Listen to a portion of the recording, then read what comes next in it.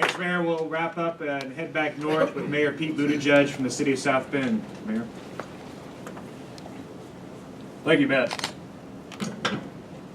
Last night, our City Council in South Bend unanimously passed a resolution against the proposed legislation, and we expect our school board to take up the same resolution next week.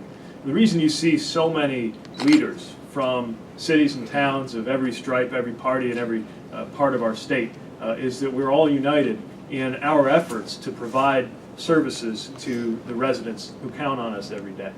And we are concerned not only because it makes us harder to do our job, but because communities where we are gutting our schools, closing libraries, laying off police and firefighters will be uncompetitive in the economy. We mayors are on the front lines of economic development all the time. We're the ones who field the questions from the businesses who come through asking us about their communities as they decide whether they want to come set up shop. And if they've done the math on the taxes, that's part of why they're here, because we are such a favorable tax environment. They don't ask me, Mayor, is there any way we could get the taxes from super low to ultra low, otherwise we're going to leave.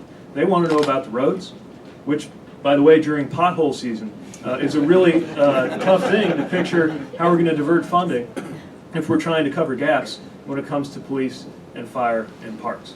For the city of South Bend, eliminating this tax would leave us so much in the hole that we could get rid of parks completely and still have to find $1 million worth of police and fire services to cut. We just can't do it. When we spoke with the governor, he mentioned 2 guardrails that this legislation ought to stay within. And I'd like to focus on one of those guardrails, the idea that this should not create a shift in tax burden to the wrong people. Unfortunately, the legislation we've seen would have just that effect. Recent analysis shows that the transfer of the tax burden would largely go to homeowners. Because we're in an environment with property tax caps, this is a very complex machinery, and if you lower tax here, it might go up somewhere else.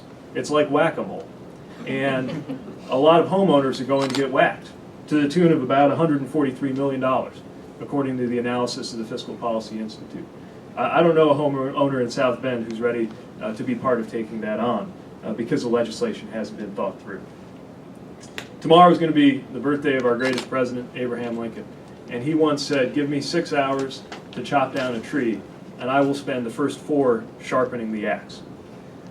We need to spend a little bit more time sharpening the thinking around what this is going to do to our communities before jamming it through a legislative session. That's why this legislation should go no further than a summer study committee, where it can have a proper hearing, assess all the different items on that menu of replacement revenue options that we've really been hoping to see from some of the advocates of this move, so that some version, if any, that emerges would be one that does not unduly harm not only our quality of life, but frankly, our ability to compete as communities across the state of Indiana.